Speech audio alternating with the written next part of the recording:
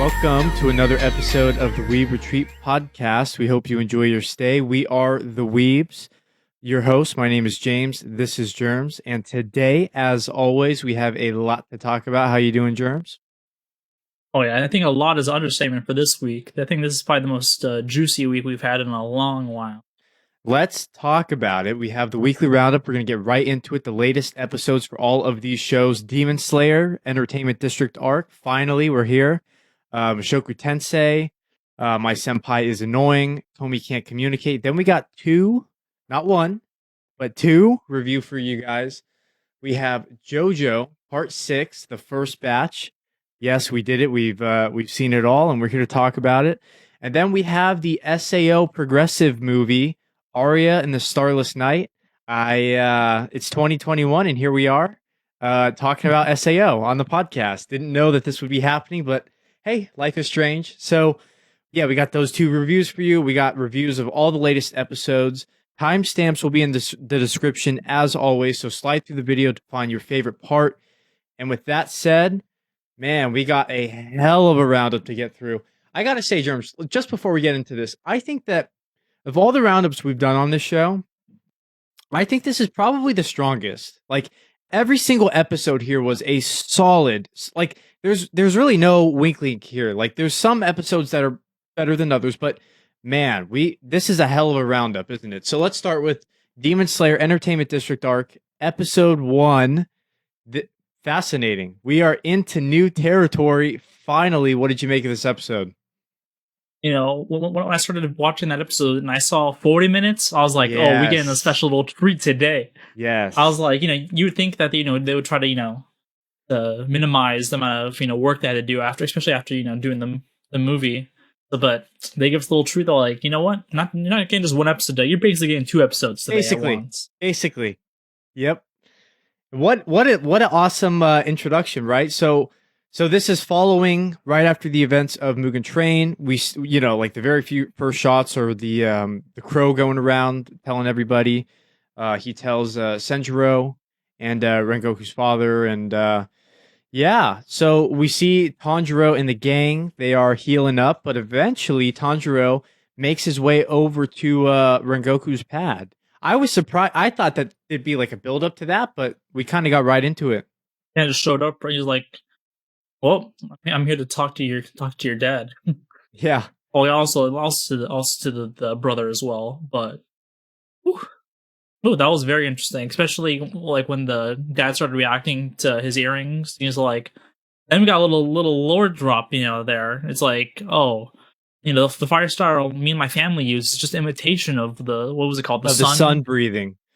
Sun breathing. From what he said, the sun breathing is like the original technique, and then everything else followed that one, which is interesting.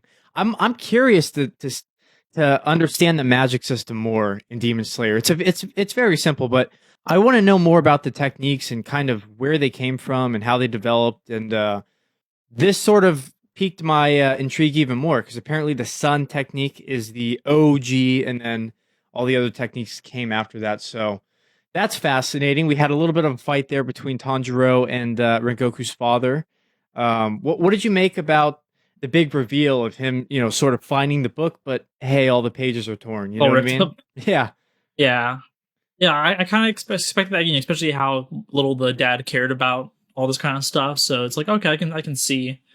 He didn't want to keep it in pristine condition. He kind of just, threw it around, maybe spilled beer on it or sake or something. Sake, always drinking out of that sake bottle. Yeah, and what's interesting with the father is he reacts to the death as you would expect. He views his son as a failure, even though he used to be a Hashira himself. Obviously, something happened to where he no longer looks at that life with he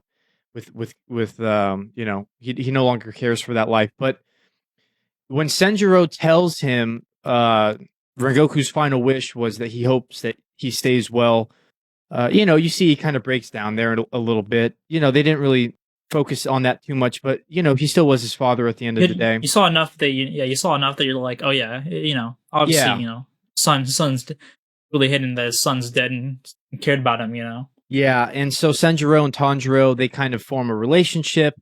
They'll meet some point at some point down the line. Again, I was more surprised. I'm like, oh, he already makes it to his family's residence. You know what I mean? I thought that there'd be a build up to it, kind of like, I don't know, like Aaron's basement and Attack on Titan or something like that. You know, like it kind of, oh, we got to go over here to get some information, and there'd be a build up to it. But nah, straight out of the gate, he visits, and then so yeah, then they have a little bit of training. 4 months pass.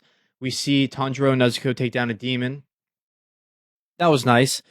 We get to see them recover. We get to see them getting ripped. You know, they all look shredded. They all look thick boys working out, right?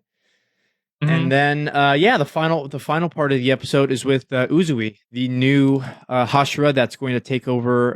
Well, looks like he's going to be a big part of this arc. What'd you make of him? Yeah, I think he's really interesting, especially like he's like I'm a ninja. He's like you would think he'd be not no flashy moves, no nothing, but he's like all flat. He's like all flashy moves. Gotta look as crazy as possible. Yeah, a So lot of that's a very shonen. interesting change. Yeah, I noticed that too. A lot of shonen characters will like they kind of have like a one beat personality where they kind of have something that like distinguishes them.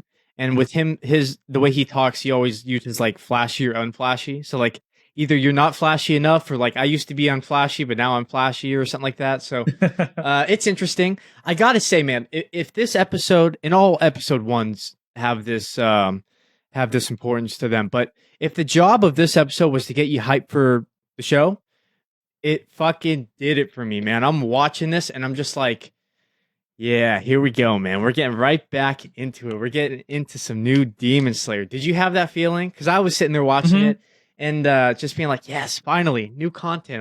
I've been starved of this. I've been deprived of this, and finally we get it. You know? Yeah, I think for me the moments that really made me feel that is when we skipped on the Akaza and who's on what's the Oh leader's yeah, yeah, name? yeah, yeah, yeah, Yeah, yeah. that's where for me it kind of like, oh shit. It's like the leader's like you would expect like, oh, great job, you killed a Hashira, That's but he was right. like there was some demon kids you left alive. What a failure of a mission you just did.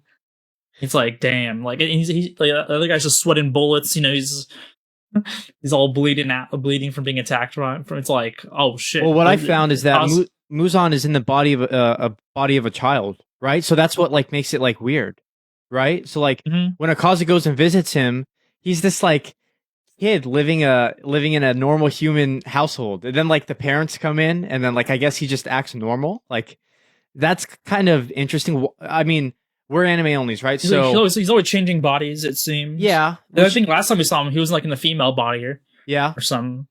the So it the seems Michael like he just Jackson goes body. whatever form. Yeah, but why? Why take the body of a child? I don't know. Just curious. Another. Security on rich, just live in a rich family. They don't question what he does. Yeah, yeah, very interesting. So yeah, man, Demon Slayer Entertainment District Arc episode 1. I thought it was great. It did everything it needed to do. It got me hyped for the season again. Special treat. Oh, dude, the animation was so good. Music is so good, as you'd expect. But like literally just as good as like the movie quality, in my opinion. We haven't seen like any crazy fight scenes yet, but every frame looking beautiful. So yeah, I'm hyped. I'm hyped. What? Yeah. Final thoughts for this week's episode. Yeah, I think especially I think for a first episode, like getting that 40 minutes, really helps out a lot. Getting those foundations going. We got to see, Akaza's probably to come back, and he's going to be even more pissed because so he has a motivation. The villains have motivation. Our heroes have a motivation. Kind of, they're just going to this place. We don't really know what's going to happen there yet, but Yeah, not a lot of build up for it, but I get it. It's episode 1. Like it is mentioned yeah, at the end, and I but assume all on the pieces are in place. all the pieces So are now in we get. place. Yeah, now we just have to see it come to fruition. I assume Uzui will fill them in on what the issue is. We saw that like it's like the red light district, right? So we see that one mistress, behind the closed doors. You could tell she's like a demon. So like that little shot there at the end. So previewing it. So yeah, man, I was watching this and I was just like, this is so good. This is so good to see Demon Slayer is back. But I'll tell you what, Germs. I'll tell you what. The one episode that really blew my mind, and Demon Slayer was great, but holy, I shat a big load when I watched this episode, man. Mushoku Tensei, season 2, episode 10. Oh, like there's no words to describe the experience of watching this episode. I was sitting there, I was like this. I was like, "Oh my god." Like the whole runtime, the whole fucking runtime. This might be one of, if not the best episode of anime I've seen all year. I mean, it was just an insane. This was an experience. What did you make of this week's episode? I hope you agree with me. Oh yeah, yeah. They did it like, oh, the whole episode was exactly what I wished for. Yeah, Just like the build up of like to just walking, they're just like, oh, it's just normal walking, and then they all just like, Eris and oh fuck, I'm forgetting his name. What's his name again? Ruijerd. Our boy. Okay, let's build up to that Yeah. point though. In the beginning, we yeah. have this beautiful, beautiful fight scene between Eris and Ruijerd. By the way, Oh, yeah, by the way, I've heard about it. I have to talk about this, dude. The fight scenes, both of them. The initial fight scene between Ruijerd and Eris, and then all the shit that went down afterwards, right? With the dragon Yeah. god. Taught like S plus tier animation, dude. There has not been any fight scene in this show that has matched those scenes in this episode that we got today. They've been fantastic up until this point, but these were like another level. Like the choreography of them like throwing their staffs around, how fast there was no choppy animation at all. Like the way the blades would interact and the sparks would fly, the speed at which the animation was moving, dude. Like I nutted watching both of these fight scenes. These fight scenes were incredible. And then, so yeah, let's get to the actual part that matters. Ruijerd tells Eris, like, "You are now a warrior. I now bestow you as a warrior." And she's like, "Well, I've never beaten you yet." And he's like, he probably thinks to himself, Yeah. he never will, but he doesn't say that. He's just like, "You're a warrior now." And so that was like a cute little moment. What'd you make of that moment before we get into the real spice of the episode? Yeah, because it's like, oh, I can't be a warrior unless I beat Ghislaine or something. It's like, well, you're putting yourself, you're trying to put yourself on such a high tier there. It's like even just one tier below is still a super strong ass warrior, Right. Like if someone was capable with those kind of moves and flexibility and just jumping around and all that, I'd be toast. Yeah. And I love the setting. I love the story night. Everything. I was like, dude, this is like beautiful. This is beautiful. And then they're traveling through the snow, right? They're walking and they're kind of like walking on like along a glacier or something like that, right? It's like kind of enclosed. And Eris and Ruijerd just pause. They just stop and they're looking forward and like you can't see anything. It's all misty with the snow, right? And Rudy's all confused. Rudius is just like, what's the issue here? And then the two walk out, and I'm like, this is gonna be good. This is gonna be good. I knew immediately he was one of the gods, right? But I didn't know. I assumed he'd be evil. He fucking looks evil. But man, it's like the scene with the Orochimaru with like Sasuke and Sakura back in the Forest of Death. They're just like frozen. But Rudy is just like, oh, what's up? Like Rudy should apologize to his teammates after this episode. He really should, because he starts opening his mouth. He starts asking him questions, and eventually it comes to the Dragon God's conclusion that Rudy is associated with the Man God. I mean, he asks him, he's like, "Does the term the Man God mean anything to you?" And he's like, "Yeah, it does." And then he just starts going instantly. He goes ham on them. Fucking takes out Ruijerd. Fucking smashes Eris. Like, Rudy, he knocks down Rudy. Rudy tries to use his magic. He can't, right? Like, what did you think of this whole fight scene that we had here? Oh yeah, I think it was especially wild. I liked how fast and like it was just like Rudy said yeah and yes, and then instantly like that. He had no hesitation. Like in some anime, it's like, oh yes, and then like a second later, then like it would happen. But like as soon as he finished that syllable, he was after Rudy's ass, And dude, and then just all the reactions of like everyone. Oof.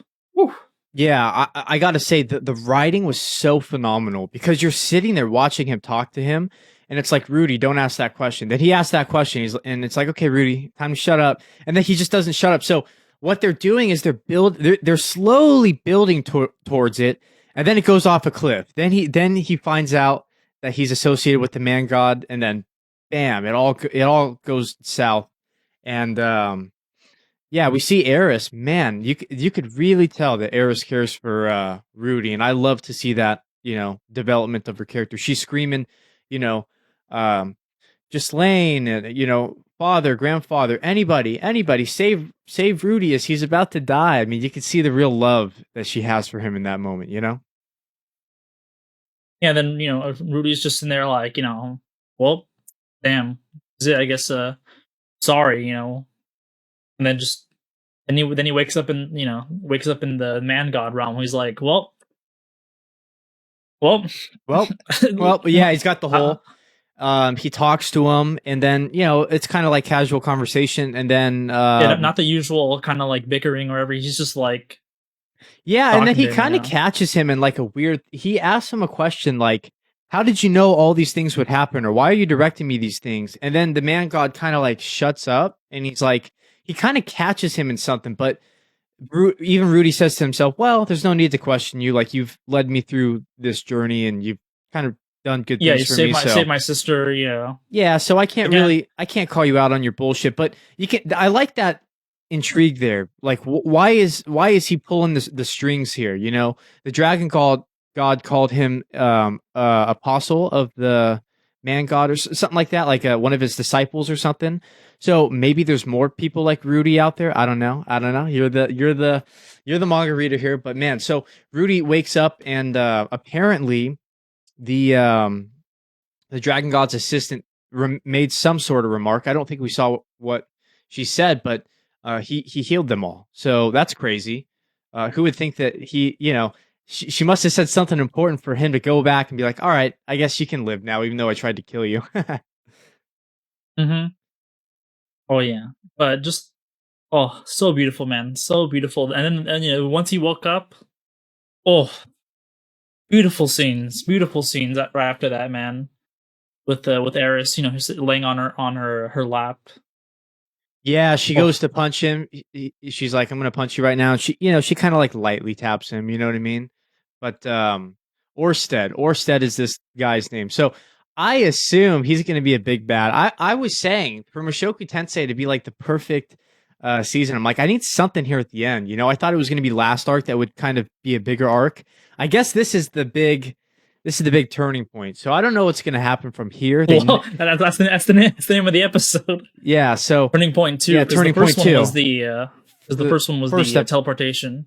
the teleportation back in part one, right? Yeah. So here's the next turning point, right? So they're not even hiding it with that title. So again, they never really foreshadow. I don't know where they're going to go next, but I am, as always, hooked. And I've got to say, that was a hell of a ride for an episode, man. Like there's movies, there's whole series that don't give me what this one episode gave me, and this is just one out of many great episodes. But what this one episode gave me is better than tons and tons of hours I've sunk into different series out there. You know what I mean? Like it was just a journey. It was just a journey. So final thoughts on this week's crazy episode, Germs. Did you love it as much as me? Oh yeah, I was smiling inside. I'm like waiting for this next scene. I'm like, how are they gonna do this next scene? It's gonna be so. And Okay. they the animation, the voice acting, it just takes it to that Everything. next level. Everything. It's all good, right? Like everything is that next level. The voice acting, the animation, the soundtrack. It's like every time I watch this, I thank God that the Studio Bind is behind this. I'm like, they are just killing it. This is like the best interpretation of the source material that we can have. I know that last week was kind of a little weird, but man, in terms of really bringing this story to life, they've done it. And this When it one, matters. when it matters, and this one episode is better than tons and tons of other content out there. So yeah, guys, comment down below. We'd love to hear what you guys think about this week's episode of Mushoku Tensei. Did you have the reactions that we had? I thought it was nuts. Germs kind of expected it, but still great I was nonetheless, loving right, every Germs? second of it. Yeah, still great nonetheless. You still have your expectations high, but it's still past them, right? Like you're still watching it like, damn, they like did it. They killed it, right? So Mm-hmm. love to see it. Love to see it. Mushoku Tensei. I just want to say one more time. probably the best episode of anime I've seen this whole year. Like literally, second one to the last second was a hell of a ride. All right, let's stop nutting over that one. Let's get into My Senpai is Annoying, episode 9, the beach episode.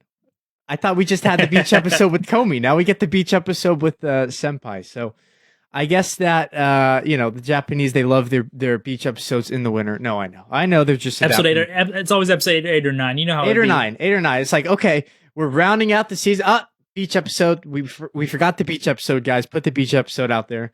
So, but I know I'm kidding. They're just adapting the source material. And real quick, before we get into this, Sakurai, queen, and Natsumi, queen. But Sakurai, like I'm genuinely, this is a waifu for life, man. This might, you know how he did the 3x3 for the waifus. Germs, make a write down the time. Yeah. We're gonna leave that up there. We went over our waifu. Sakurai might be in my 3x3 now if I were to redo it, because I really love her character. But yeah, beach episode. What'd you make of it? Oh, beautiful stuff. Nice so many little interactions there that. Oh, like I love that one scene. What's the guy's name for Sakurai? Kazuma. Kazuma. When Kazuma's just staring out at the what's the tan girl, gamer Natsumi. girl, When he's just checking out her Natsumi. kiss. And Sakurai's like, I got him too. I got him too. It's like, oh, you're such a queen. You're so beautiful. Why can't you exist? But yeah, so yeah, and then a little like we got to see. I knew immediately that Igarashi would be like nervous and Jealous. shy, because jealous too, but more so like, covering up, because you see Natsumi and Sakurai come out, and then you see Igarashi come out like below them. You know what I mean? And then she's out in the beach. She's out in the water with Senpai, and she's like, "Yeah, Oh. you guys are all the same. Like, you just like boobs." And he's like, "Yeah, but you have a good personality." I got. Yeah, go ahead. Yeah. I was just laughing inside. I'm like, you can't hide it. He speaks the I'd be truth. surprised if he was. Yeah, I'd be surprised if he was being like shy about it, or he'd be like, I maybe I do, but and then he's like, yeah, I like. That's Who not doesn't? that's not his personality. He's just a straightforward, honest guy. Like, he's kind of clueless. He's kind of inept, but he's just a solid guy, and he's just This is who he is. it's just who he is. He ain't gonna lie. If he said something else, I would have thought they got replaced by an alien or something. I know, right? I know. It's so in his personality. But I gotta tell you, man. So we got the side relationship. I love them. But you said you wanted to see something with Senpai. They're not listening to you, Germs. They're not listening, because he's still kind of not budging here. He will throw compliments to Igarashi's way, but there's really no hint of any attraction. And I'm not saying that there has to be. I'm not saying like, oh, this story has to have. I'm not shipping them. I'm not saying they have to get in a relationship, but you can definitely tell Igarashi blushes. She definitely has some feelings for him, but still really no hint of feelings for her. Do you agree with me? Yeah, it kind of feels like he's still the same guy from episode 1 in a way. Yeah, kind of. Which is obviously Igarashi's changed a lot since episode 1, and obviously Sakurai and Kazuma. Obviously those characters have changed. Even the child has had more character development than Senpai. It's like, come on, Senpai. He's so close here. Come on. I mean, we had the episode where he was with the grandfather, right? But we didn't really learn much about him. We didn't really get anything like new or interesting with him. So yeah, I mean, I see. I agree with you. I see where you're coming from. And if they are gonna, like, it'd be nice to just like string us along, right? Like, if they're eventually gonna get together, just give us little breadcrumbs. Just leave out little crumbs for us. You don't have to give us the whole blushes cookie. once a little bit or something. Yeah, Like, something to keep us interested, because I'm not really interested in that relationship right now. Like, if we're gonna have the cookie, just leave out some crumbs for me. Just give me a little sample. That way, I'm like, don't even have me expecting a cookie. But if there is a cookie, hey man, I had this little bite. It tastes good. Like, give me something to bite on here. You know what I mean? And there's really nothing. I mean, they make it a point to show that Igarashi's into him, but really nothing the other Yeah, way. and her thoughts are like kind of improving a bit. The girl talk and all that kind of stuff. Like Yeah, in later in the episode, and it's like, but Senpai is just like yeah, he's my yeah, kohai. That's all he thinks at the moment. yeah, So he's a pretty dense at the moment. yeah. Man, I thought. Go ahead, go Uh, ahead, go ahead. Dish it out. What do you got to say? I just wish, man. I just wish because like because we see what the author can do with Sakurai and Kazuma, so it's Ah, like such so just do good, that, but so just do that for good. Senpai. Like Um, we don't even know Kazuma's like backstory or no, Sakurai's backstory, but like we still have events and development without even the need of that. yeah, But yeah. You don't need a Senpai, backstory to develop a character. You can still have them do but like fun stuff. Like this beach episode could have been the perfect opportunity. You know what I mean? And again, he did. I don't want to gloss over. He did give her a compliment. That's great, but it's still platonic. There's still he's still not really into her, and I think the problem with this is like when you have a character like her that's really kind of so into him and he's not into her, it kind of hurts to see as an audience. You know what I mean? Like we feel bad for Igarashi, and I don't know if that's I just don't know what they're going to do with it. If there's eventually going to lead to something, I'm surprised they haven't been foreshadowing it. If it's not going to lead to something, are they just going to let Igarashi down? It's just weird. I'm just curious where they're going for it from a thematic perspective. But yeah, another yeah, interesting relationship is Natsumi and Yuta, right? The little boy.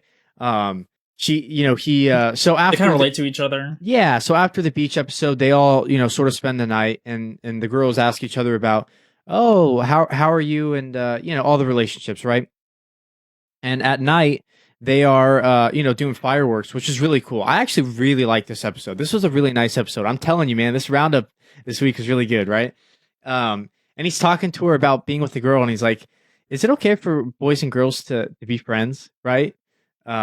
And she's like, well, yeah, I don't see a problem with it. Just that, like, she's like an older sister to him, you know what I mean? Like, I really like Hmm.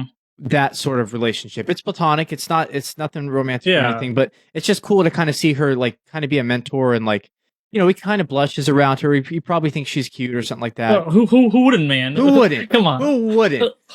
Absolute queen. I mean, I think the real queen, Sakurai, because I love her personality too, but Natsumi too, man. Natsumi too.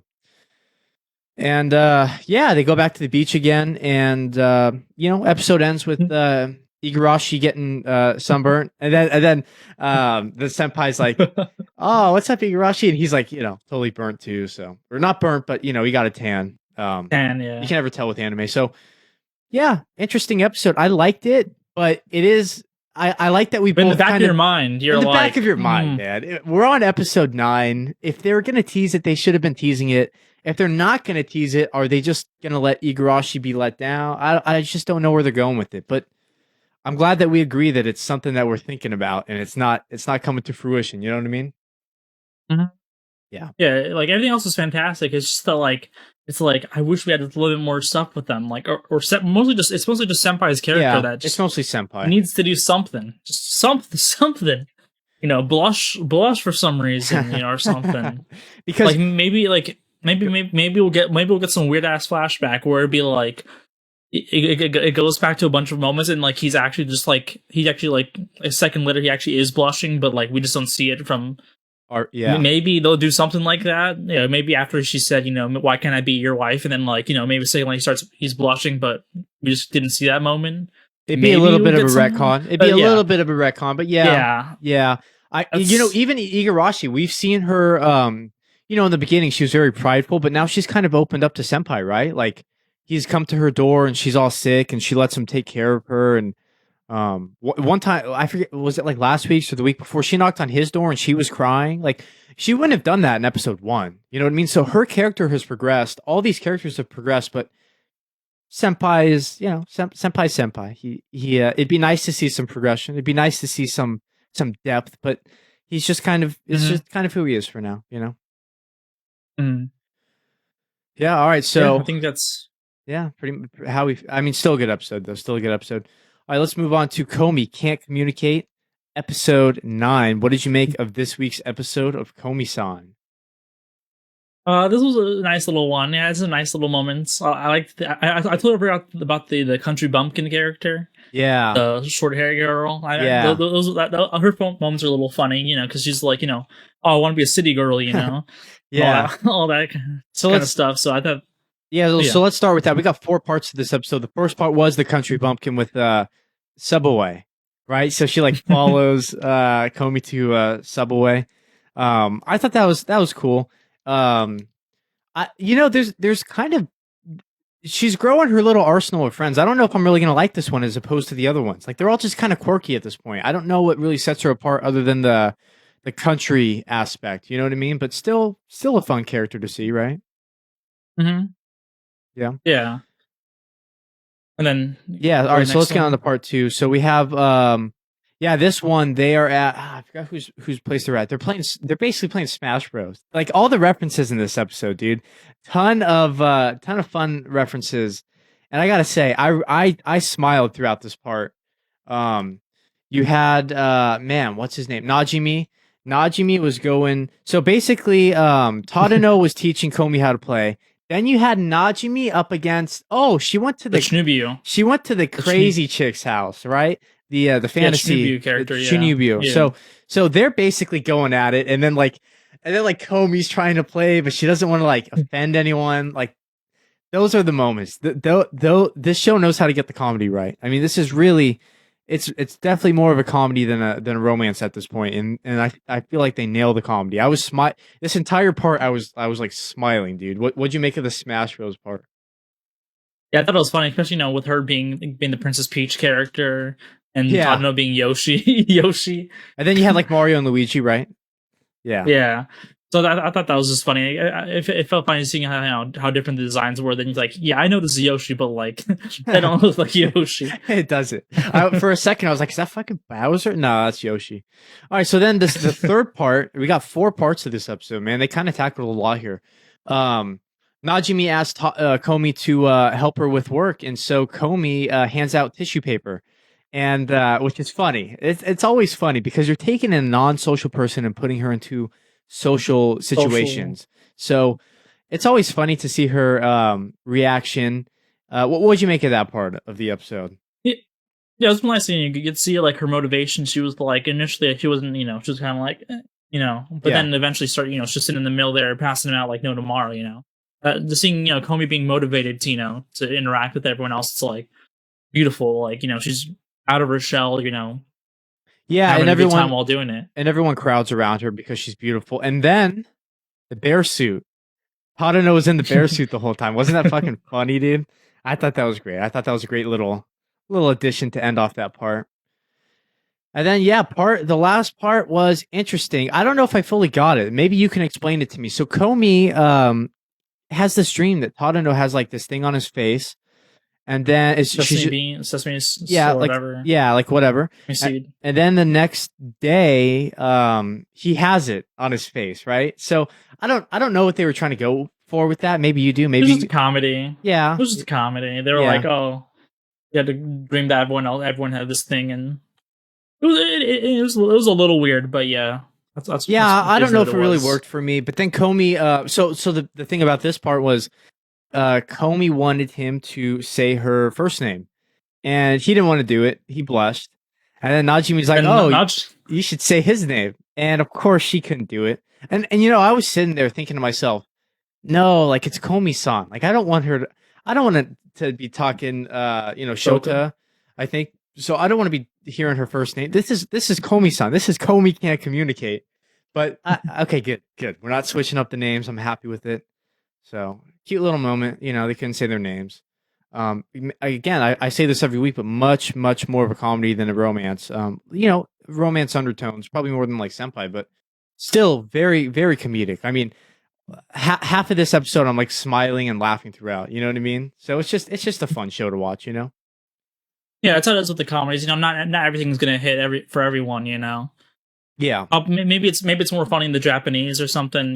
With the language for that, with the sesame bean or whatever. yeah, You see maybe, whatever. yeah, maybe that one kind of didn't land for me. But the Smash Bros part I thought was fucking hilarious, dude. I was just smiling throughout that whole thing because Komi's all nervous and she hits Tadano and she's like, "Oh, I'm sorry," and he's like, "No, that's what you're supposed to do." There's certain parts of the show that are really good. I'm curious how they're going to end the season. I'm curious if there's going to be like maybe a small arc or maybe something with Komi and Tadano. But overall, great episode. Great episode. All It's right, really good, man. Every week. every week, and just like every week, we got to pick the winner. Who is your winner of the week, Germs? And I gotta say, I personally think this is probably the best weekly roundup. This is probably the best week that we've had for a weekly roundup in our show's history, in my opinion. So, but who takes it? Who takes it as your favorite episode? I already know mine, but let's hear you. Let's hear you go first. Oh, this is a real tough one. Also, Demon Slayer is cheating a little bit having a double length episode, but True. We'll count it. We'll count. It's episode 1. Yeah. We'll count it. Yeah. Oh, there's just I feel like obviously Komi is like not as obviously compared. It was good, but like compared to like Komi's your Demon last Slayer, place. Komi's going to be your last place. Yeah, I'd probably agree with that. I think I like Senpai and Demon Slayer and Jobless more. Yeah. Yeah, then I think third is probably going to be Senpai because like all the side stuff, agree. fire. All the side characters, fire, perfect. You have some nice little moments with the main couple, the main two. But not like as fire as the side characters. So it's like you would want the main relationship to be as spicy as the side one, but it's not how it is at the moment. But not at the moment. Yeah, that's why it's number 3 for me there. I completely agree with you. How do I? It's hard. Both these are just so fire. Oh.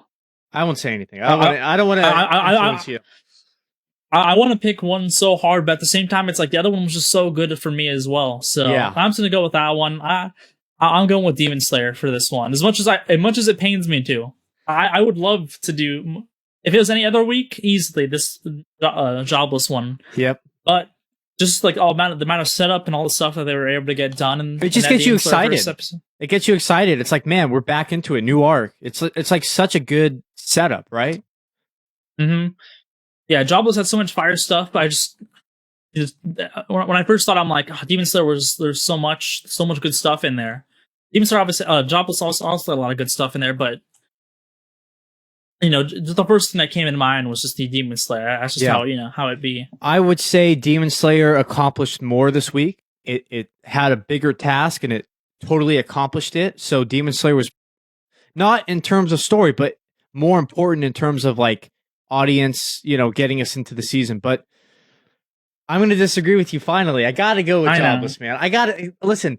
I said it was like the best episode of anime I've seen all year, and I meant that. I really thought, because our 4th and 3rd place are the same for the same exact reasons. I'm sitting here and I'm like, we're going to agree on everything again this week. But finally, we have a disagreement. I got to go with Mushoku Tensei. I got to go with Mushoku Tensei. Yeah, especially the first time seeing it, it's like, oh, dude. I remember reading it. I'm like, I was just like blown away. I'm like, oh my god, our boy's he's dead. Yeah, and not only is it my first time experiencing it, dude, the fight scenes, man.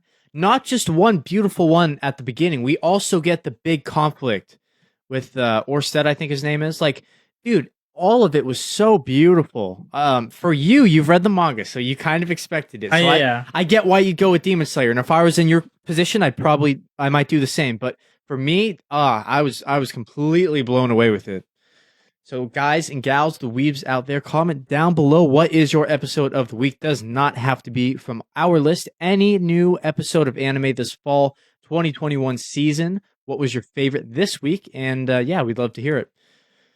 All right, Germs. With that, we got 2 reviews on our hands. We're going to start with JOJO, Part 6, Stone Ocean.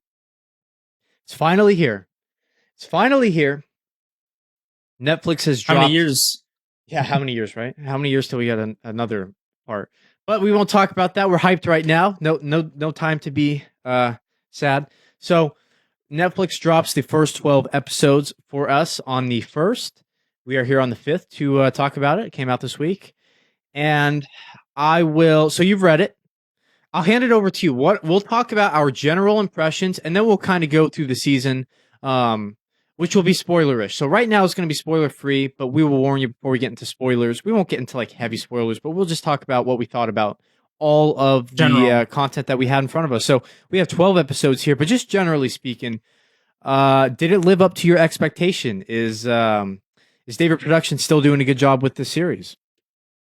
Yeah, I love just how different part 6 feels compared to the other ones, because you have the first part, just a more vampire. Second part's classic buddy cop action thing.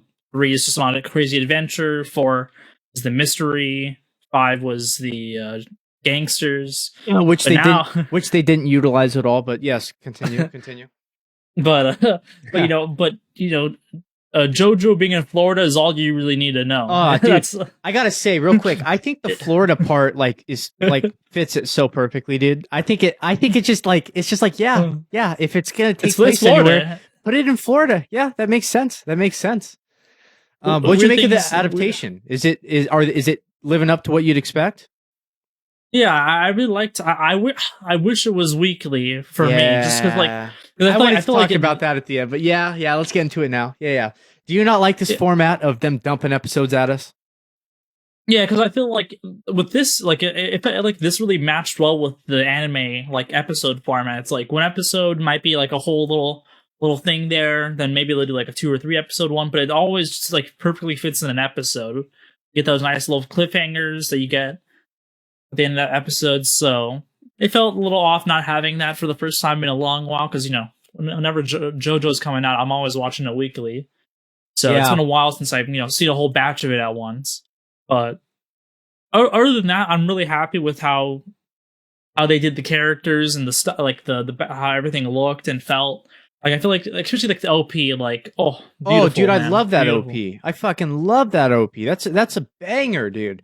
And I assume with every batch, because we had the sound effects at episode 12 during the OP, and they always have the sound effects for the last time they're using that OP. So I assume every batch that they drop is going to have a new OP and ED. What'd you make of the ED, by the way? I love that shit, dude. I love that. Oh yeah, that was some really good stuff. I wasn't expecting that visual. Yeah. But yeah, I'm really happy with how they treated especially since it was 12 episodes at once. I was most worried. I'm like, is the quality gonna be there? But I was really happy with how it came out. Yeah, and I want to play devil's advocate. It would be better for our show if it came out weekly. It's fun to watch JoJo weekly, but I liked binging it, man. I liked finishing an episode and being like, okay, time for the next. And then finishing that episode and being like, okay, time for the next. And then finishing that episode and being like, oh shit, I only got 5. Okay, time for the next. Just getting through it. You know what I mean? Now that it's now that I've binged the only part that they have available, it's like, okay, but they stopped it at a nice part, right? So yeah, a change in how it's new stuff has changed now. My question, this is the big question for me, is when, because I don't think we know yet, when are they going to be dropping these batches? And this might be a pipe dream, but if they drop them the first of every month, if you think about it, yes, we're not getting weekly, but we're getting more content within a shorter amount of time. It's just in batches, you know what I mean? So it's more JoJo, but within a shorter window. Now, maybe I'm dreaming, thinking that they're gonna drop another batch in February. That's probably too soon. I get it. But I gotta be honest, man. I really liked binging this. I think JoJo is a great show to binge. It is nice to see it week to week, but for some reason, it just has that binge factor. I can't get into it. It's a spoiler. But the second to last episode, I think you'll probably remember how that one left off. And I remember thinking to myself, no, I have to, because work was coming up. I'm like, I can make it. Let's go. I had to see another episode. I couldn't, you can't just leave off there. You know what I mean? Weekly, I'd be agonized all week, but I get it. It's still fun to watch weekly. Production wise, great. They haven't lost it. I love the colors. Oh yeah. I do notice that background characters, they will just have them in gray. Not a big issue for me. I don't give a shit. Anime. There's Yeah. there's a couple like 2 or 3 times when a stand is like CG'd. Not a big deal. I still think that it all looks fine. I think it flowed well. You can kind of tell, but really, I It, nothing. it didn't Nothing. really mean much. Like, No. I know sometimes the CG, and it's like, oh, it's like one scene. And it's like, Yeah, it's they fine. do all the. It's Yeah. fine. Yeah, it's fine. I think it was not really choppy in any place. Like the mura mura mura, when the stand's going crazy, that's a little choppy. It's hard to you got to really put a lot of effort to make every single punch look fluid, but it's been like that in previous seasons. It's fine. We get the point. The guy's getting smashed to pieces. So, yeah, I mean, I think production-wise, I don't think we have a problem yet. We were kind of worried with the whole Netflix thing, but David Production's still doing a bang up job with it. Still doing a bang up job with it. And story characters, just generally speaking, man, Ah, this is my first time experiencing Jolene, and I gotta say, I love her. I think sh my favorites are Jotaro and Joseph. She's like up there. She's like top three easily, easily. I like her a lot more than Giorno and Yosuke. Josuke. Personally, I know you love Josuke, but Giorno and Josuke, I'd probably like. I like her above them already. The first one was Jonathan, right? Yeah, he was. Part Yeah. one. It was written in like the '80s. She's like top three for me, man. She's up there with Joseph and Jotaro for me, and you could tell she's Jotaro's That's kid, man. spunk. She's got that spunk to her, man. She's got that spunk to her, but she's also a little bit more vocal than her dad, which is cool. It's like a Jotaro in a female body, but like instead of him or her being quiet, Rebellion. she's a little bit more rebellious. She talks a little bit more shit, and that's just so cool to see. That's just so cool to see. And yeah, the supporting cast was great. Especially like in a prison environment, Yeah, like you don't want just like like a main character that's like little shy girl or whatever, yeah, and then eventually becomes a really badass. But like he starts off right from the get go, yeah. man. Yeah, and because it's a female lead, we have female supporting characters. We haven't really had that. In part 5, we had the boss's daughter for a little bit, but she wasn't really part of like the main crew. You know what I mean? Like part 3, we had the OG crew, but no girls in there. So now we have Jolene, we have Hermes, and we have I Foo don't know. Fighters, Yeah, Foo FF. Fighters. Yeah, FF. By the way, references. We got to get into some of these references. I love some of these references. So yeah, we have those 3 girls. We have boy with in the baseball suit, and he has like 2 guys with him. So maybe that'll be like a team of 5. I don't know. I don't know. You're the manga reader, but it's cool to see a female lead with a female supporting characters. We haven't seen that in JoJo yet, and I like them too. I thought that they had like Hermes has some spunk to her as well, and then Foo Fighters is we'll get to that. I can't say anything. But we'll get to that. But yeah, man, great characters, great story so far. Anything to say before we actually dive into the content here, spoiler free wise? Spoiler free wise, I think if you want a spunky Jotaro, Yeah, doing crazy stuff in Florida, this is it right here, man. Can't yeah. get better than this. And I've got to say, just to round out the spoiler free portion, I got to say, I love JoJo. I think JoJo is a pastime for us weebs out there. But this is probably the best start to any JoJo part yet. Like these 12 episodes are probably the best first 12 episodes in any JoJo part, in my opinion. And I'm hooked. I'm hooked. I really want to see the rest of this part. And I love the setting. I think the setting is so great. The setting really makes this part.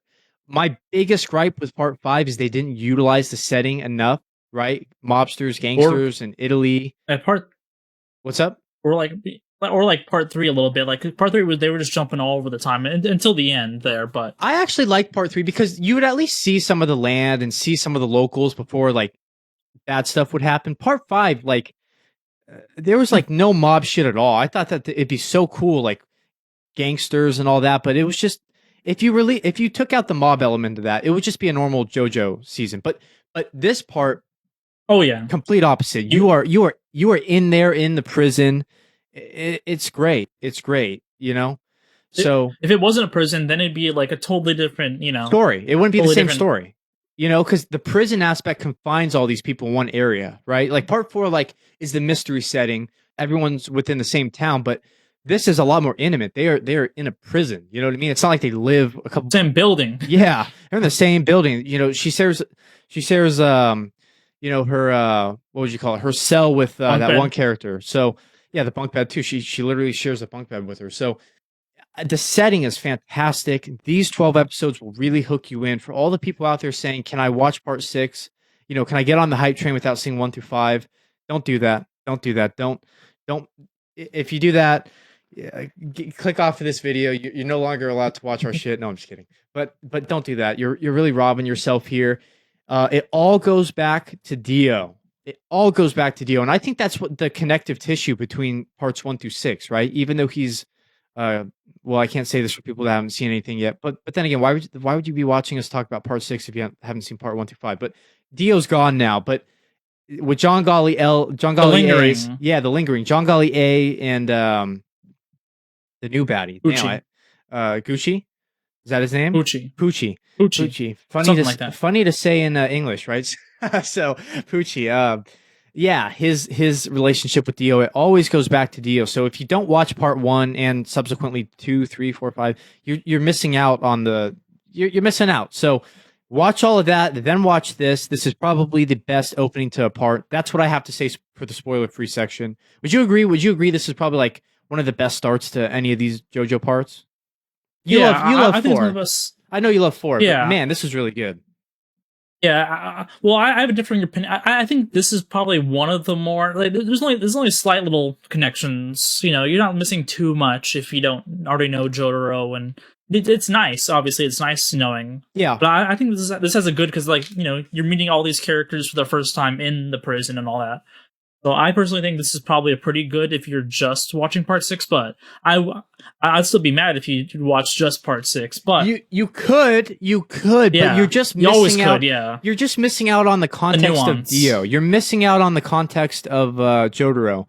Like even in part 4, when you see like an older Joseph, you could watch part 4 and not know anything about the previous stuff. But again, you didn't get to see Joseph as a young guy. You didn't get to see him in his journey in part 3, and then now you see him as an old man in part 4. You only get to see him as that version. Like you're just missing out on context. You know what I mean? But you're right. You could jump into it. Always can, yeah, but don't recommend. I don't recommend. Never recommend. Never recommend. It's called part 6 for a reason, guys. All right, so let's get into the actual content here. So first episode, she's coming in on her bus. She meets Gwes. That's the roommate's name, Gwes. And immediately we get to see a little bit of her stand ability. We get to see that it's in America, it's in Florida. We get to see like the guards start beating up on Gwes, and like she gets that that like that rope, kind of like that long string attached to her stand ability. We get to see the backstory that she kind of got framed. You know, she was with some guy, and apparently, well, you come to find out he was paid off. And dude, what a hell of a first episode, man! What'd you make of that first opening part? Yeah, I think it was interesting, and like it felt different, and it had like a nice it gave us like a nice like reasoning for why she's here, and then why, well, you know, her motivation to, you know, get out, or you know, or you know, clear her name, you know. Yeah, you get a little bit of both. You get a little bit of both, you know. Her backstory, you know, feeds into her motivation to clear her name. It's like she didn't do anything, you know. She's just. I especially love that part with the lawyer where it's like, oh, you know, only 5 years, you know, it's just the DOI, whatever. You know, yeah, it's 5 years. Yeah, she takes a plea deal, and it's actually a lot longer than he told her, which is, you know, obviously in real life that's highly illegal, but you know, it goes to show you like what the lawyer is doing behind her back. Then we get into the Gwes fight. So she gets bunked up with Gwes, and yeah, we get to learn her stand ability. She has the parrot, right? She has the bird. And like, did she trap a guard in there? Yeah, I love how like weird her character is. It's just like, you know, like, oh, do you love me? You know, yeah, so weird, dude, so fucking weird. Some yandere stuff, yeah. And then Jolene convinces her to try to break out, and then she gets like stuck in that little hallway because Wes's ability is able to like shrink people, right? Um, Mm-hmm. but at the So end, she just got her Jolene, stuck. yeah, at the end, Jolene gets the best of her. What'd you make of that little fight there? I thought it was a good introduction to her character. I thought it was a good introduction. Yeah, because like I was like thinking, I'm like, wait, how did she get out of this? You know, it's like this is a pretty set and deal situation. She's stuck in there. She can't stuck between two locked doors. How she can get out? And it's like, oh, beat the shit out of her. You know, I'm like, Yeah. oh, the simplest solution. Dude, that's how I am with every fucking JoJo episode. I'm like, okay, how are they going to get out of this? And then they do. It's fine. It's JoJo. They come up with a way. All right, so then the real turning point, right? The real like this is when the show kicks off. Jotaro shows up to meet his daughter. Uh, Basically comes with the intel that she's being framed. There's a guy that wants him dead. It's John Golly A. Which, by the way, is a reference to John Gotti, the famous mobster. I got that immediately. I'm like, okay, cool. Play on words with John Gotti. Um, for all those who know him, and we get the introduction of the kid, kind of like the ghost kid, right? She meets him, and then they get into so like his stand is like he's able to he has this Aerodynamic. yeah, it's like aerodynamic, and he can tell where they're at based on aerodynamics, I guess, and Yeah. he's still able to somehow shoot them, which is pretty interesting. And then we come to find out, because Poochie's in on it too. The whole like sort of like I don't hallucinations, like they kind of hallucinated in the room for a little bit, right? That they didn't even know. Yeah. Yeah, because they thought they thought they were only going against one stand, but then it's like, bam, we're actually going against two stands. Someone was just messing with us in the background the whole time. Yeah, they kind of break free. They have a little bit more of a fight, dude. I thought Jotaro was going to be dead. I thought they were going to kill him. And by the way, I wouldn't have been pissed. He had a great life. I love the character. He's my favorite JoJo. But then you realize, okay, that's the whole plot of the show. She's trying to save her father, even though she like hates her father. But But she saw, he cares. He cared. And I love that he tells her, seeing you right now, I could tell you got that Joestar blood in you, right? And so, Poochie and what's his stand's name? Do you remember his stand's name? A white snake. A pale snake. Pale snake. I think pale snake is technically the I watched. I think it's white snake. I watched. I watched the actual Netflix, so they're going to be getting around all that copyright stuff. He takes out 2 discs. So basically, there's a memory disc and there is a stand disc. And Jolene comes to the conclusion. So there's the Speedwagon group. She gets her father. She gets her father to them. And she's like, all right, if I can repair the 2 discs in my father, he will live. But I don't really know. It's kind of a plot hole. I don't really know how she comes to that conclusion, but she's just like, I feel it in the heart. I think I can save him. You know what I mean? So she's kind of going on a hunch here, but they established the plot of the show, and I love it. I think it's great. I think it fits perfect. Well, they kind of like she kind of like has like a theory. It's like, if I get those 2 discs, and then the next episode with Hermes, they're like, oh, if you do get those 2 discs, yeah, this guy is dead, but I put those 2 discs in, now he's alive again. Okay, so yeah, it gets confirmed. But initially, she was kind of going off a theory. So yeah, then we have the Hermes episode. Okay, so everything up to this point, perfect. Then we get to the Hermes episode. Fucking weird, but okay. What did you make of this episode? We basically have a. Was he given powers by Pale Snake? Yeah, he was given powers by Pale Snake, right? So everything he does to himself affects Hermes, right? So all of his suicide attempts, she feels the pain of, and that's like crazy. By the way, I love her. I love her sticker ability. I love it. What do you make of her stand ability, dude? I think that Araki's so creative in how he comes up with this stuff. Yeah, and I love just how he uses such a he's like, oh, if I put a sticker on something, there's 2 of them, but if I remove a sticker now, come back together. Exactly. I thought it was a great episode for what it was, and Yeah, weird. The wackiness of JoJo is back. Like you said, part 6 is the most wacky, right? Okay, so then we get into a mini arc here. Search for who went missing? A prison guard? No, they were looking for Tractor. What were they? Where were Yeah, they? the tractor. Yeah, what were Because they the tractor technically? had all this had a bunch of CDs. Remember? Well, Jolene was looking for that, but what was the technical reason for the prison guards having a escape Oh, party? because there was two guards nearby and Foo Fighters killed them. Gotcha. It was like right at Yeah, the yeah, beginning of the yeah. Because episode. Foo Fighters did that. So yeah, a little bit of a mystery arc here. I thought this was phenomenal. I loved Foo Fighters. I loved the whole mystery of like who wasn't here before and who's here now, right? And then we learned like all three of them were under his control. Because I was wondering because the one chick with green hair dies, right? But she's in Explodes. she explodes, right? So but she's in the OP. So I'm like, okay, she ain't dead. Like, what's going on? No, she's dead.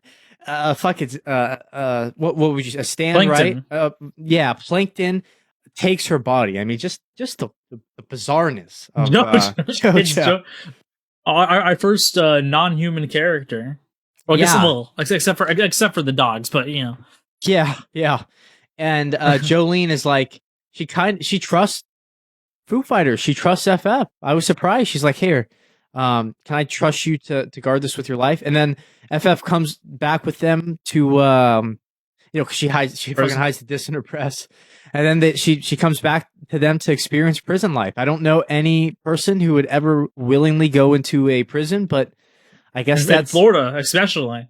in Florida, especially. But hey, if you're Plankton, I guess that's living the life, right, man?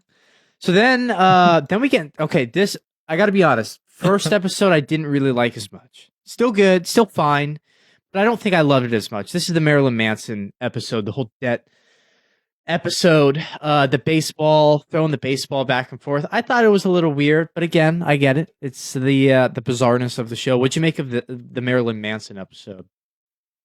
I just love how like simple the stakes are initially. It's like, like hey, we were able to pass the ball 87 times, no problem. No And then problem. someone's like, I bet you can't get to 100.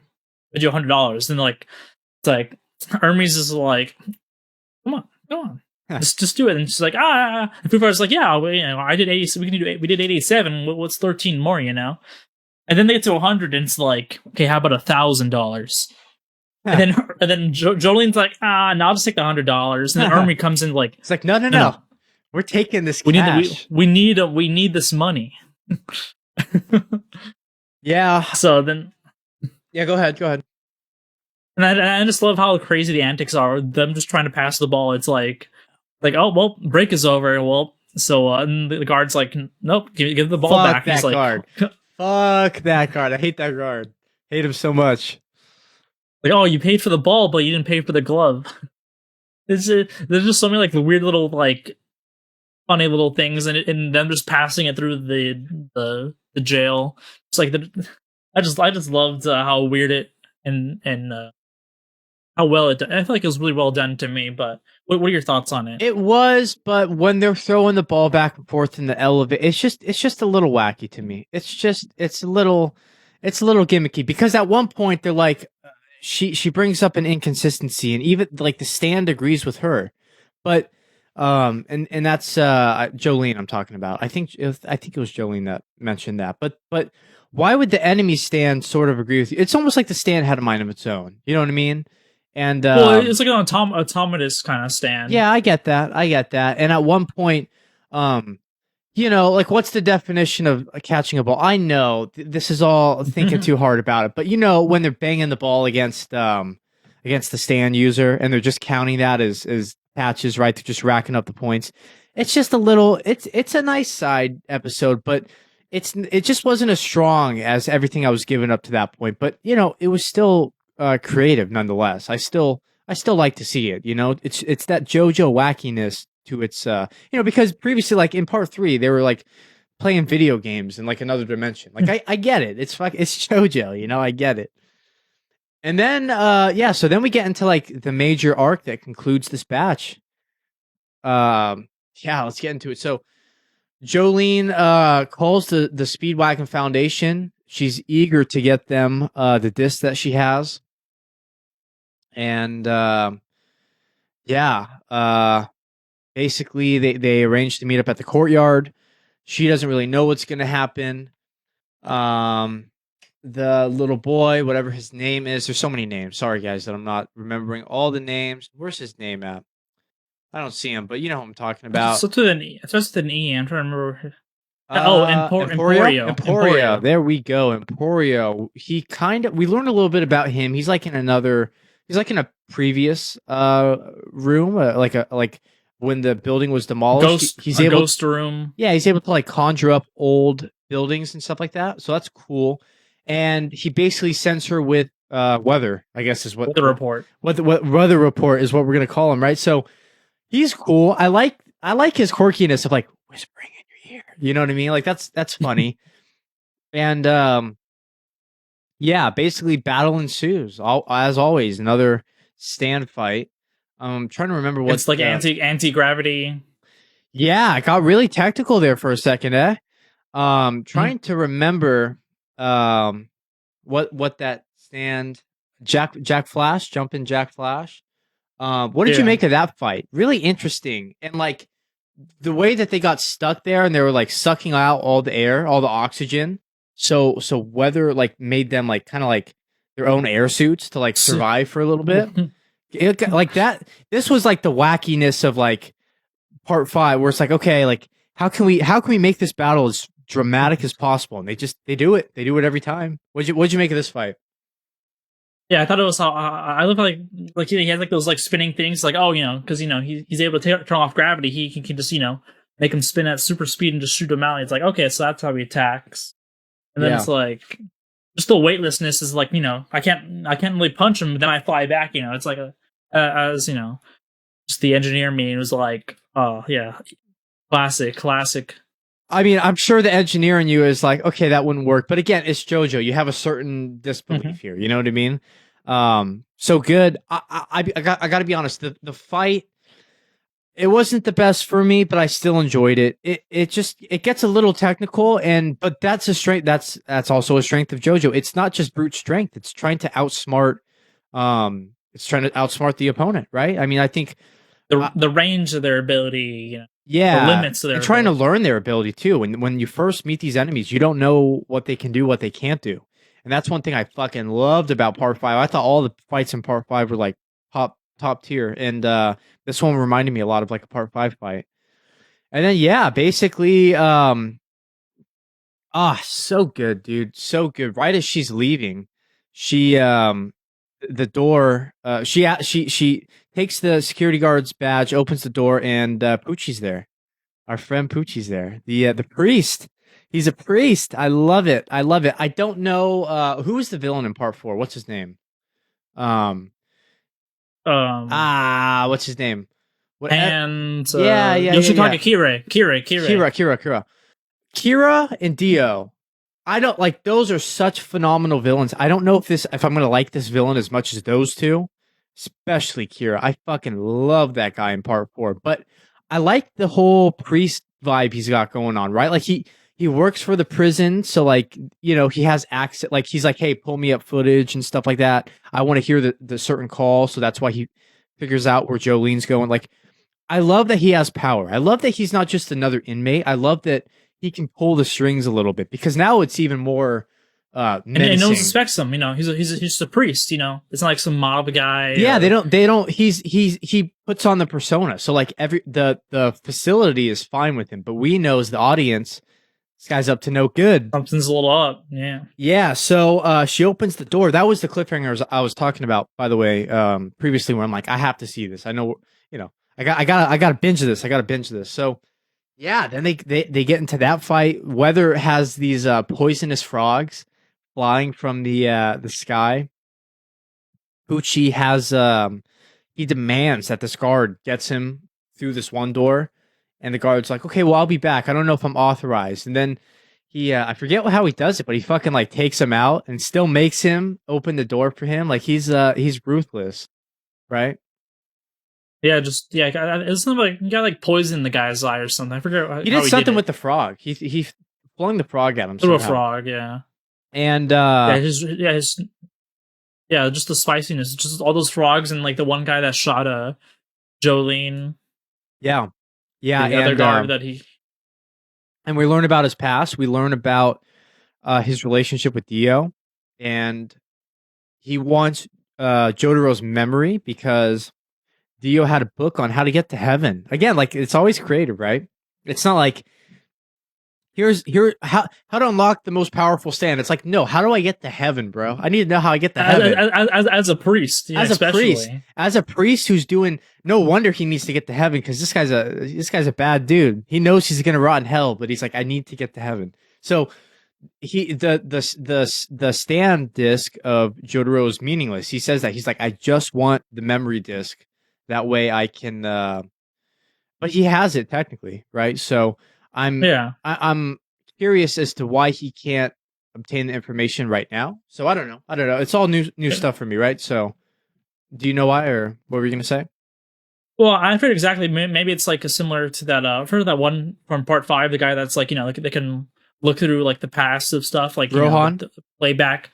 No, like I mean, last part. The guy that could like part 5. Yeah. The guy that could like look at the history and stuff and like play back certain moments. Like maybe he's trying to go back and see that specific moment and just instantly go to it. Yeah. Maybe I forget exactly. So I'm just thinking. Yeah, there's so much JoJo stuff out there. I mean, it's already hard for me to remember names, and even just talking about these 12 episodes that I've binged, I'm like, shit, what happened there? I know I loved it, but what happened there? So yeah, what a great finale. She gets the disc, the stand disc. She has a stand disc, right? Yeah, she has a stand disc. She gets to a pigeon. The Speedwagon Foundation takes it from a pigeon, so it's like a win for Jolene. And amongst the ruckus, she's not put in solitary confinement, right? Because fucking frogs are flying. It's not raining cats and dogs. It's raining poisonous frogs out here, ladies and gentlemen. So, only in this courtyard. Only in this courtyard, yeah. Only in Florida, right? So fun. We've thoroughly established the villain. We've thoroughly established his motivation. We've thoroughly established our main character's motivation. We kind of have a cast of characters. She has her 2 girlfriends. She has Weather. Dude, what a great little kid too. Yeah, the little kid, he's helping her. He's got that other guy with him. I mean, what a great start to a new JoJo part. I gotta say, I loved it. Yeah, I'm so excited. There's just so many stands that I'm just so excited to see and see in emotion. It's like, oh, I just can't wait to see. Like, I'm so excited to see what's up. And then, then there's still the main villain and all that, the main story going on. But I just love all the stands in JoJo. I feel like this stand, I feel like this part has like the most like unique feeling stands and weird stands that aren't just like powerful, but like they do weird things, Yeah. They might not be powerful, but they can do some really weird stuff. And from what you've read, does the quality continue? I mean, it's not like just a banger first part, right? Like this is going to be a great season all the way through. Oh yeah. Hell yeah. Oh yeah. Dude, I'm thoroughly excited. I love this shit. I really do. If they could give me another batch of 12 at February 1st, I'll be happy, but I get it. But I can't wait for the next batch of 12. I assume they'll do 3 batches, right? Because the past 2 seasons were like 39 episodes, so maybe like another 12, maybe like another 13 to get us to like 39. So I don't know what they'll do, but curious, I'm very, very curious. I assume it'll be like 3 batches, right? Was there more content for this part, or like less, or like about the same, you think? I think there was like slightly less maybe or something. I forget exactly, but I think probably 3 parts makes sense to me. I'm remembering a lot of little things that happened. Yeah. So and the pacing was fine. It didn't seem like they were rushing, like the normal JoJo pacing, you know what I mean? So yeah, highly recommend this. I loved it. It was a blast. I love binging it. And yeah, final thoughts before we move on from this review, Germs. Oh, if you're a JoJo fan, you got some fun stuff ahead of you if you haven't started watching it yet. So I'm just I'm just really happy. I love the characters in this part. They're just so fun. And they feel so different, it's a female cast mostly, so it's like, which is cool. I like that. Yeah, we're not just getting any damsels in distress or anything. They're actual just characters, like in real life. Who would have thought? Yeah. So And it makes sense because she's a female. She's in the female, the males and females are separated in prison. So it makes sense that her supporting cast would be females, right? So yeah, love it, love it, love it. Unfortunately, we can't do an episode by episode review for you guys. That's just don't blame us, blame Netflix. So but we still kind of went through the story so you guys could at least see what we thought at certain points. We love it. We love it. Again, I thought that there were certain parts that were better than others, but overall I just a great introduction into part 6. So yeah, comment down below if you guys are anime onlys or if you've read this and what you guys thought. Is there like certain moments that you guys like more than us? Is there certain moments that you guys like less than us? What do you guys make of this batch of 12 episodes that we got? So yeah, again, I'm bummed. This would be so great to review every week. But we did touch on what we could throughout the 12, but this would have been phenomenal to like you said, all the cliffhangers. So with that, we're going to get into our second review. This one will be spoiler free the entire time. That's going to be, I can't believe I'm saying this, Sword Art Online Progressive. What is the full title here? Aria in the Starless Night. This is a retelling of the Aincrad arc, right? Aincrad. And it's based on the light novel series, which basically tells Aincrad, but at a more slower, more developed pace. So, and this is the first movie. I don't think that's a spoiler. I think it's pretty well announced that there's a sequel coming next year, right? So, okay, I'll start with you. I don't want to say anything. What did you make of this movie, Germs? I was actually kind of surprised. I liked how obviously I was expecting it to be a lot slower, but like I really like how slow they really took their time just to even get into SAO. Like we had like 10 20 minutes of just backstory of Asuka and just before SAO. It's like, what was their normal lives before, Maybe even more. I mean, they spent like a good chunk on pretty much Asuna's perspective. That's a big takeaway here. Kirito is like the MC of SAO. Asuna's kind of the MC of this movie. It's told from her perspective a little bit more, and I really like that change. Did you like that? Mm-hmm. Yeah, 'cause I feel like she had a lot more. It's like Kirito's just the normal isekai, basically protagonist. Yeah, overpowered. So like, seeing Asuna, just rich, schoolgirl that doesn't really play video games is like talking to her. She's like, he really doesn't even know how to use the controller. Well, it's like using the abilities, like, and she's just like, oh, I didn't know I can do all this stuff, and her friends helping her out. And it's like, okay, we're seeing a lot very different than Kirito, solo wolf player.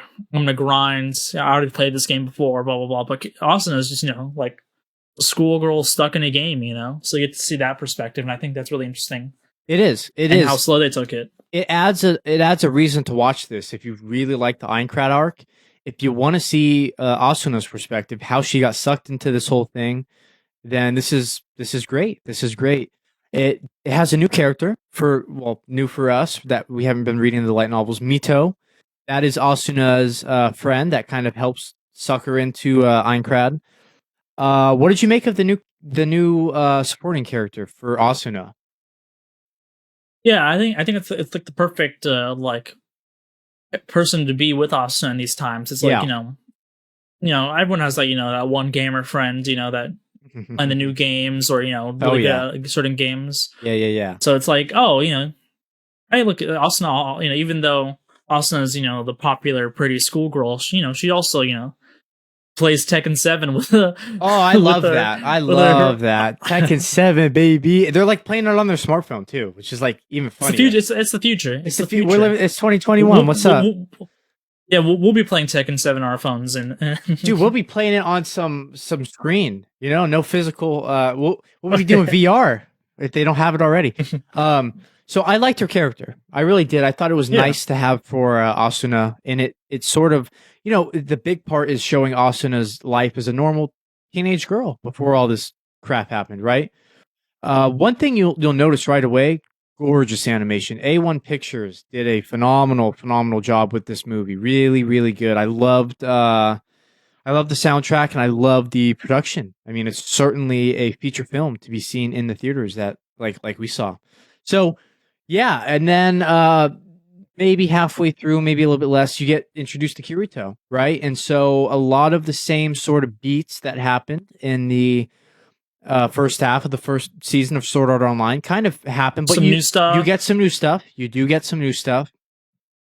And all right, so what did you make of the second half? Again, we're not getting into spoilers, but there comes a point where the shift kind of changes from Mito to Kirito, and so you still get Asuna. You get Asuna throughout the whole movie. This is pretty much Asuna as the MC, but then you meet Kirito, and you sort of see the beginnings of their relationship. What did you make of them in this movie together?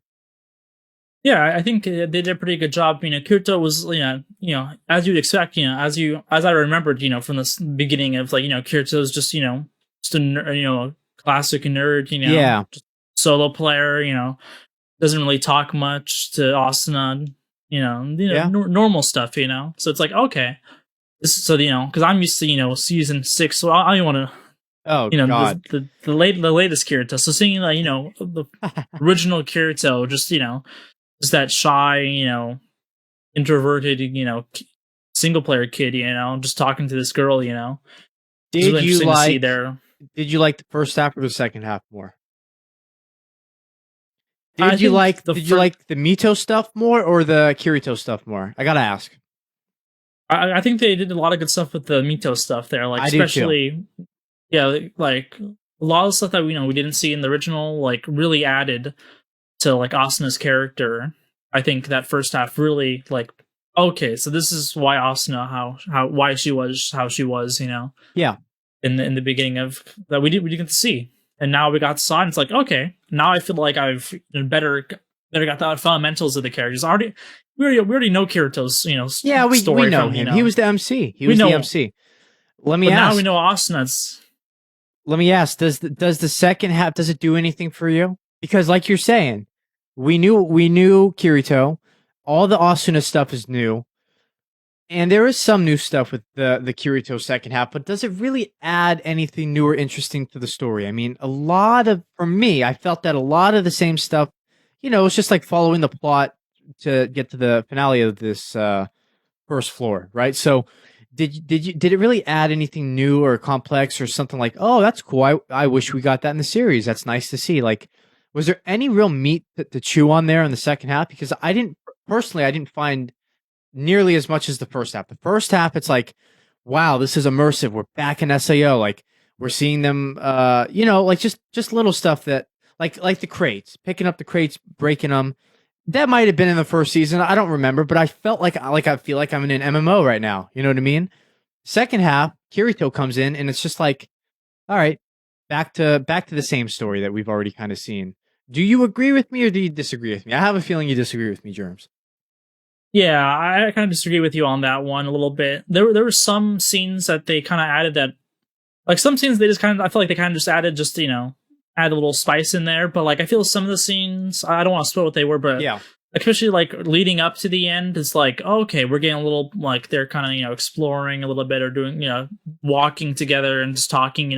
When you play an MMO, there's not just you're not in the village and now you're fighting mobs. There's that traveling, and we get to see some of that traveling between the fights. Like, oh, just, oh, we're just talking with your friend, if you're playing Final Fantasy or World of Warcraft, or whatever, there's yeah. not always that action. You get to see a little bit of that, just like, hey, you know, hey, what do you think? What do you think about this? It's like, oh, how's blah blah blah blah blah. Like, you have that little bit of like human interaction. I felt there, and I really liked how they did like the raid boss. I like, as an MMO player, like I love seeing the mechanics and all the little things. And I feel like they really expanded on that with this one. You see them grouping and Yeah.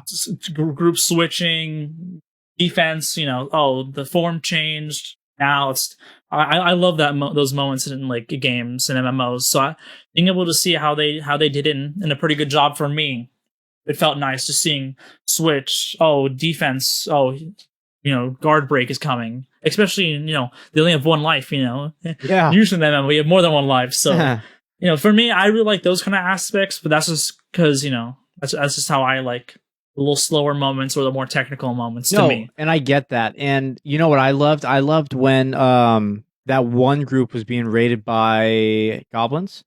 And that's because they opened a crate that they weren't supposed to, right? Because Austin is new to playing MMO. She doesn't really know much about this kind of stuff. So she's like, "Oh, should I open that?" And Mito's like, "No, probably don't."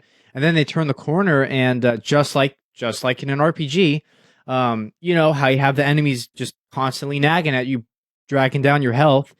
And Austin is like, "Should we go help them?" And Mito's like, "No, no, we shouldn't, right?" So, um, they did a really good job of making this feel immersive. Like this is definitely better than the first It feels like season. a game. It feel you're It feels like a you're game there. is You're in the game. It's like the first the original Aincrad is great. Like you kind of you get the sense that they're in a game, but this one you're really immersed in the world. Like they explain it to you better. They show you better. It's literally like watching a video game, and I love that. I think that that's one area that this adaptation of Aincrad will always be better than the original. Uh, mhm. Personally, I didn't feel that the second half um, gave me enough new and interesting stuff. If you're gonna give me the same story, I want it told a little differently. I want some new stuff to make it feel fresh and make it feel worthwhile to go over. And they did that in the first half. We get a new perspective. We get a new character too. The second half, while they have some moments between Kirito and Asuna, it just felt like it felt like, okay, we gotta hit this plot point, then this plot point, then the final battle. It just felt like they were just going through the motions to, get through floor one, which is where this film ends at, so strap in. We got a lot more floors to go. So um let me talk about my experience with SAO. I liked the first season. I thought the second season was garbage. I take shits better than the second season. I saw the movie Ordinal Scale with you. I thought it was okay. And then I watched the first episode of what's the third season? Alicization? I Monetization. watched the first episode and I said, fuck no, I'm not going to do this. And I never watched another episode. So that is my experience with SAO. I genuinely liked the first season. Everyone hates the second half with the fairies.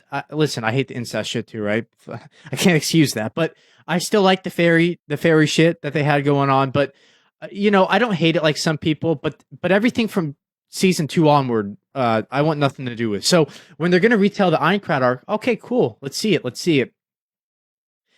And this is I was going into this movie thinking, okay, can they win me back? Can they capture my interest back into this franchise again? Because I don't hate it. I just kind of like the original season.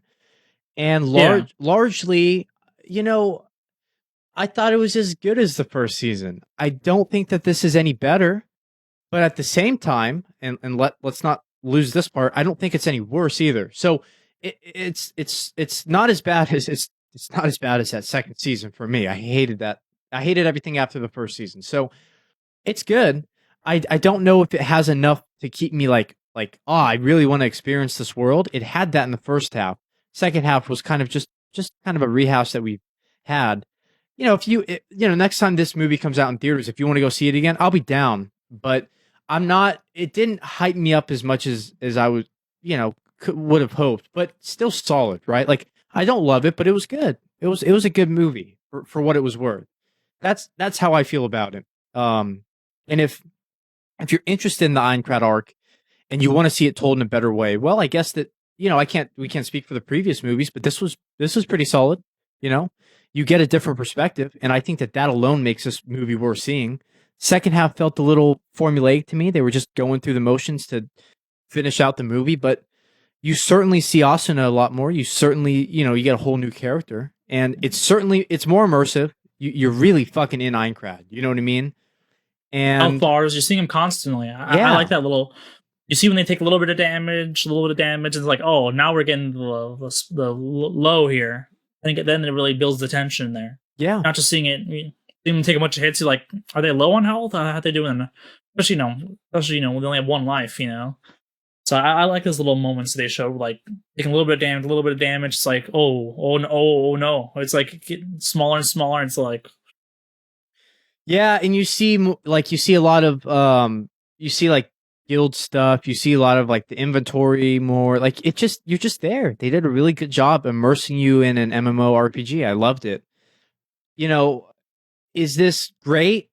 I can't say it's great, but it's certainly good. SAO has never reached that great level for me, but it's not a step forward, but it's not a step backward for me. I'm interested to see the second film. Let's go see it when it comes out, but I'm not. It just didn't reach that next level for me. I'm not like a huge fan of the franchise yet, you know. And listen, maybe they could get me to become that with more films, right? Maybe they like we always think they're going to bring up the Laughing Coffin, right? Maybe they're going to do that more justice. Maybe we're going to see a lot more, behind the scenes stuff. Eventually, like the Kirito and Asuna romance picks up, right? That felt quick as hell in the original telling. Now we might have a lot more build up to it. You know what I mean? Movies.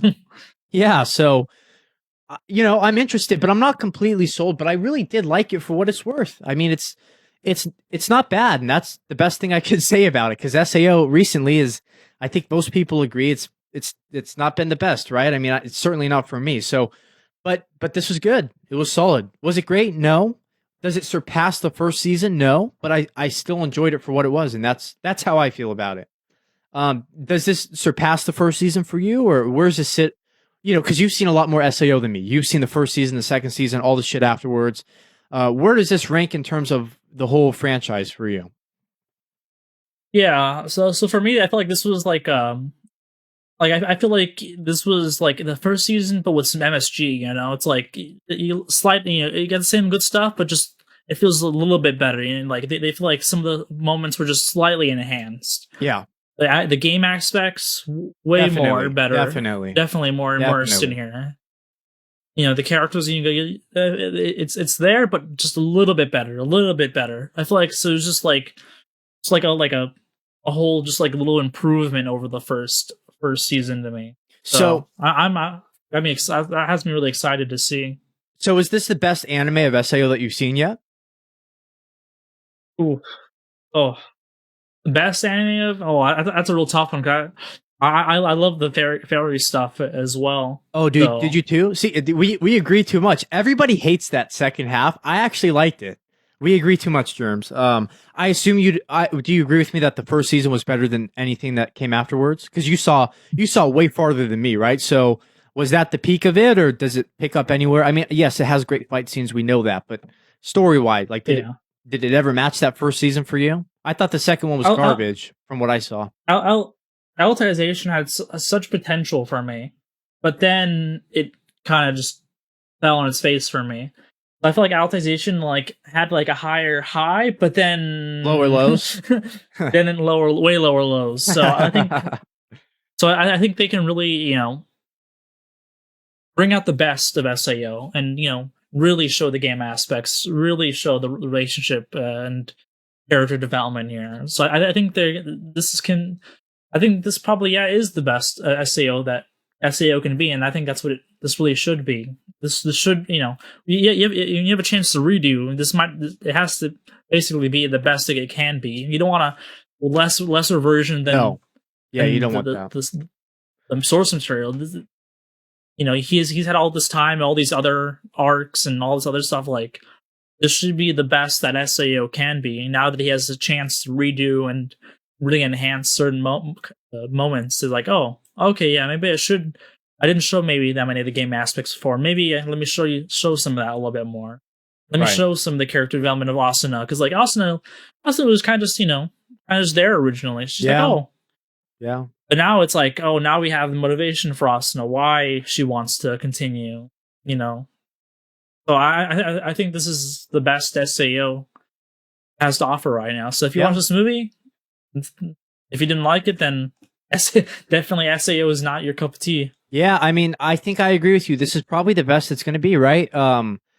It's kind of an incomplete property because we only get through the first floor here. It's not like you can judge this movie as because we don't know. What if they fuck up, or what if they get even better from here on out, right? So we don't really know, but from just this sliver that we have, it's a better Aincrad arc. But yeah, like you said, the first season does have the fairy arc too. So, but it's for you, it's like those two are neck and neck, right? So. And that's how I feel. It's not necessarily a step forward, but it's not a step back. It's definitely not a step back. And from what I've seen, from what I hear, SAO has only taken steps back from its original, massive hype that it had. And so I think maybe Reki Kawahara realized that and thought to himself, okay, let's the core You're of just this. the best. Yeah, the core of this was supposed to be Aincrad. I made a fuck ton of money. The editors wanted me to keep it going. Here we are doing God knows what now. So let's get back to the basics of what Sword Art Online really was, and that's this arc. And yeah, I mean, if you hate SAO, you're not gonna like this. But if you want to see that arc done better, if you're like 90% of the people out there and think it went by too quick, like I think it should have been the whole season. I don't think they should have had the fairy half. I think they should have spent all 26 or 24 on just Aincrad, and so now we're gonna get that, It for me, the second half followed the same stuff. It was formulaic, but they're trying to get through the first floor, so I understand. But the first half is really where you get all that new content that you're craving, and it's not great. Like I'm not like loving it, but it's not bad. It's like it's solid. It's solid, and maybe the second movie will hook me in. So maybe that goes into completely new territory, and it's like, oh, Laughing Coffin, or oh, now we see Kirito with his with all of his hoes, but now we see how Asuna feels, because it's kind of like she's the MC, right? Like, so I don't know how they're gonna take it, but I'm curious to see where they take it. And Yeah, because remember, like Saki, whatever her name was. Remember when Kirito lost his the first girl he liked. Yeah, how devastated he was with that. Maybe we get a little bit more with that or something. Like I feel like they can really enhance like certain moments. Like, okay, let's focus in on this. Not just skip through some random stuff, but get really focused on the meat and juicy stuff here. Yeah, and maybe not don't stretch it out too much, but don't just enhance it longer just to make it longer. True. Yeah, like give us some actual good stuff here, right? And who knows, if they crush every movie, this might be the definitive way to watch SAO. It might be, you know what I mean? So yeah, I'm still, I had a lot of questions going into it, and I'm still pretty curious, but still solid. Not great, not that A level, right? But still a pretty good movie. The animation was great, and yeah, I'm just curious to see where it goes from here, and that's how I feel about it. So this is like, up there with season 1 for you, like probably the best of the franchise has to offer. We have to see where it goes, though. We have to see where the next movies take it. But yeah, that's. Any final thoughts for this movie? Yeah, I think we did what we wanted to say. Yeah, so I'm pretty satisfied. Yeah, and for all of you weebs out there that have seen it or want to see it, comment down below. What are your thoughts on the initial run of SAO, and what are your thoughts on this progressive retelling? So, yeah, and that's it. That's the 2 reviews. That's the crazy weekly roundup we had. What a hell of an episode. So, weebs, if you enjoyed this, make sure to hit that thumbs up and subscribe if you are a weeb like we are. We genuinely appreciate all of the support. If you're listening on iTunes or Spotify, give us a follow on there. Yeah, Germs, any parting words for all the weebs out there? We just gave them 2 reviews. We gave them a great roundup. We're spoiling all the weebs out there, but we got to do it. We got to do it. Yeah, and I've been going ham on all the other shows of the season, and there's so many bangers. So I wouldn't even be maybe this week not maybe this week maybe not on the weekly roundup the weekly winner. I definitely could see some other shows really being up there that some other people are also watching. But I think this season this week I think Demon Slayer and Jobless are definitely the top right. Any shout outs this week? Any shout outs to anything that you watched this week and you're like, that was a good fucking episode? Like up there with Jobless and Demon Slayer? Anything up there with them or nah? Yeah, Shite no Paladin. Oh, yeah. I love that stuff, man. It's so good. It's like, because I read like the first arc, which is where it is, and then like now it's like slightly into the new arc. So like now I'm seeing new stuff. It's like, okay, I liked how that first arc went. Now let's see what they do with that. So I'm liking how they doing that. King's ranking is a very surprising. Oh yeah, we'll talk about that eventually. I'm gonna watch that. We'll talk about that eventually. Still going strong, eh? Shout outs to the King. Shout outs to Wit, man. Wit, stay around, please. You're doing some great adaptations out there. And yeah, that's going to be it for us, Weebs. Stay tuned. We are going to have, what's going to come out first? We're going to have a Christmas special for you guys. That's right. We're going to have a Weeb Christmas. Be on the lookout for that. That's going to be around Christmas time, obviously. And that's all we'll say about that. And we have another special coming out. We'll announce later. We gotta tease a little bit, but just know that we're gonna have a Christmas special. And it's gonna be the episode. Hell of an episode. All right, Weebs. We will see you guys next week. Peace.